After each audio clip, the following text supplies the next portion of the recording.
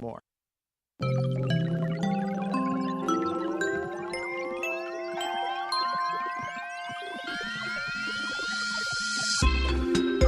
Welcome back to Co-Work Radio here on KZSB, 1290 AM. Catherine Raymock along with Jane Walker-Wood and UCSB professor, business author, and one of our favorite people, John Greathouse, here to answer your social media questions. By the way, just a reminder before we introduce John here, if you want a question answered, you can email askjohn@cwr.com, or you can go to our website at coworkradio.com.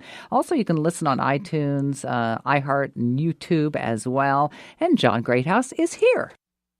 I'm doing awesome. How are you? Oh, it is so good to see you. It's the best part of our week. Well, one of them, anyway. You're very kind. We've got a question from Amber, and I think this is fascinating. She says that I'm graduating this year, and I'm wondering if I should get an MBA.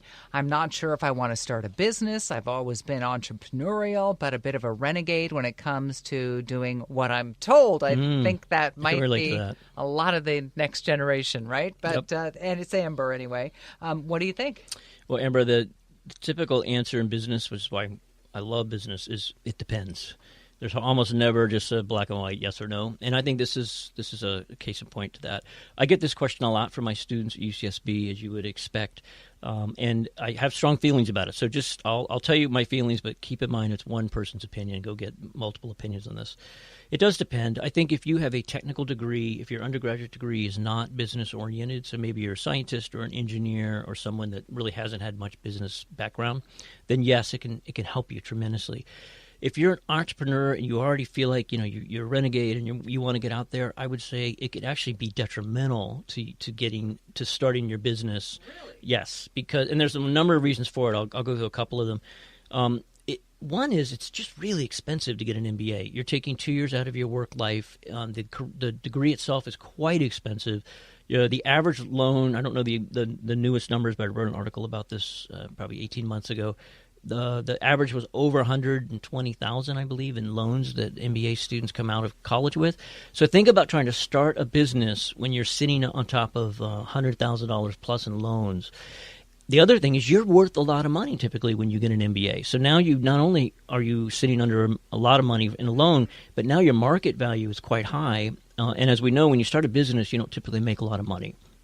So your peers are going to be out there making money to pay off their loans, and you're going to be that person out there trying to start a company. And the stress. Because you'd have to work a part-time job just to keep up on the interest. Because some of these loans are over 10%. Yeah, they can start stacking up quickly. So I would say don't get your MBA. You don't need your MBA to be an entrepreneur, absolutely. And don't get your MBA if you think it's going to turn you into an entrepreneur, because it won't. If you do get an MBA, if anybody else is out there listening and they say, well, I'm not really that entrepreneurial, I would say have your company pay for your MBA. That's the right way to get it. Do it at night. Go to Pepperdine's got a great weekend and evening program. There's a lot of good executive programs out there. I think USC has one. Get your company to pay for it. That way you come out with no debt, and then you have that credential. What do you find, and because you hire a lot, what do you find is the difference between somebody that has an MBA and not? What are people learning in that 2 years? Yeah, so an MBA, when it really boils down, it's giving you a tool belt, just like a carpenter or a plumber has a tool belt. So they're really good about giving you tools. They're less good about telling you when to use them. So I think that's where entrepreneurial instincts really come into play. If you have all these new cool tools, but you don't really know quite when to deploy them in what situation, then they're just new cool tools. And the other thing about an MBA is it's and many of them are vocational schools for for consultants and for investment bankers.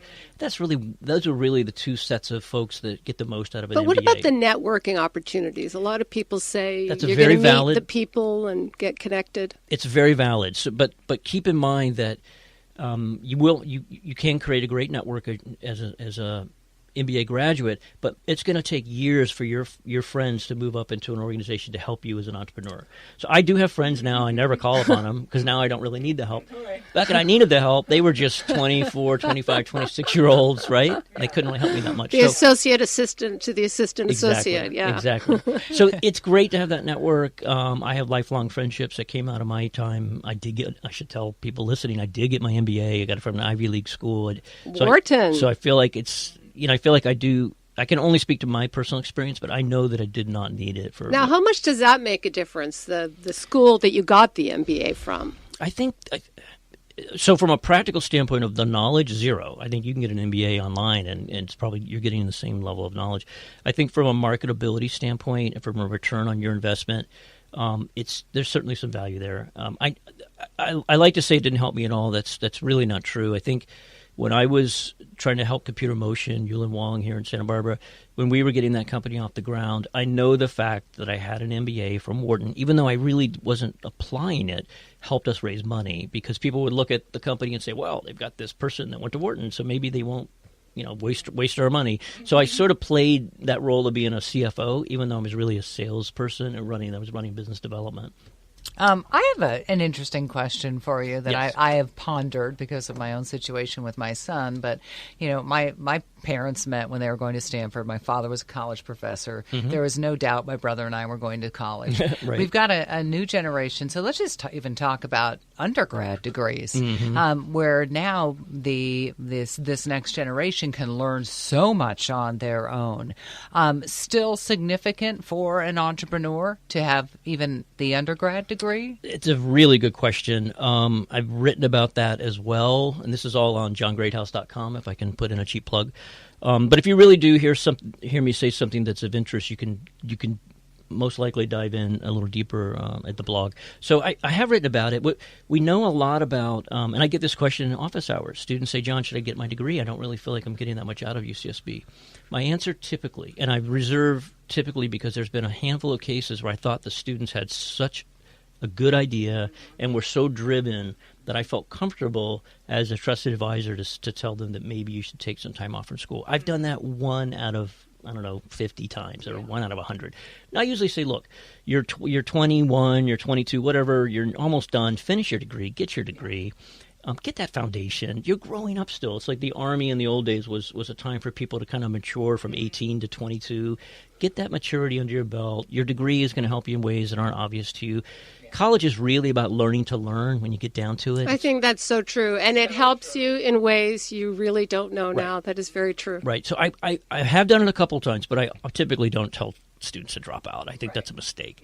But the thing is, we know about the famous people, right? The Richard Bransons and the Michael Dells and the Steve Jobs. Well, that's and the why Zuckerberg we can and list Gates them off on two hands Right. because it really is quite rare. It's rare for them to drop rare. out of college or never attend college and then become very, very successful. So they are anomalies, but you know how our brains work. Yes. We remember anomalies. We go, oh, okay, I can and we be the remember next. facts we want to support our argument. And what about the argument that today's university degree is equivalent to the high school degree in our parents' time? I've heard that.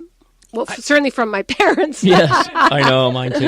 In some circles, in some careers and professions, that's true. I think I don't subscribe to the belief that everybody needs a college degree to be successful. I think the challenge our society is going to have going forward is what are the jobs for folks that really aren't geared to a 4-year college experience. We need to find those next generation of jobs. And when we're talking, I think about post-high school degree, not just exclusively college, I mean technical school, but if you have just a high school degree versus somebody who's trained to be a plumber or an electrician or a carpenter, right? It's very hard to get a job that isn't got a base pay. It is extremely difficult, and so I would say absolutely. I think it's different. An undergraduate degree, there's still you can have a lot of success in our society without an undergraduate degree. Much more difficult with the high school. We hope we answered your question, Amber. So you got John's opinion, but he wants you to query some more people out there. We're out of time for this particular segment. But, John, thank you so much for being here this week. It's always a pleasure to see you. Oh, likewise. Thank you so much. And you are listening to Cowork Radio here on KZSB 1290 AM. We'll be back right after this.